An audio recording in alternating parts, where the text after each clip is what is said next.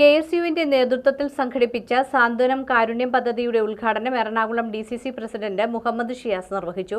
കെഎസ്യുവിന്റെ നേതൃത്വത്തിൽ സംഘടിപ്പിച്ച സാന്ത്വനം കാരുണ്യ പദ്ധതിയുടെ ഉദ്ഘാടനം എറണാകുളം ഡിസിസി പ്രസിഡന്റ് മുഹമ്മദ് ഷിയാസ് ഉദ്ഘാടനം ചെയ്തു. സൗജന്യമായിട്ടുള്ള സഹായങ്ങൾ ജനങ്ങളിലേക്ക് എത്തിക്കാനുള്ള ശ്രമം നടത്തുന്നത് ഇതൊരു മാതൃകാപരമായിട്ടുള്ള പ്രവൃത്തിയാണ്.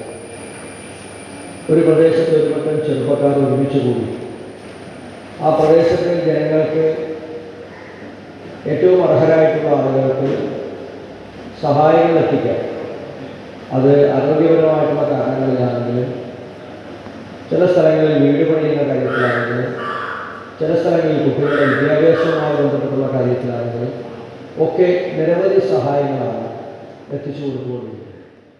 കോട്ടയിൽ കോവിലകം യൂത്ത് കോൺഗ്രസ് പ്രസിഡന്റ് ഡിക്സൺ വർഗീസ് അധ്യക്ഷത വഹിച്ചു.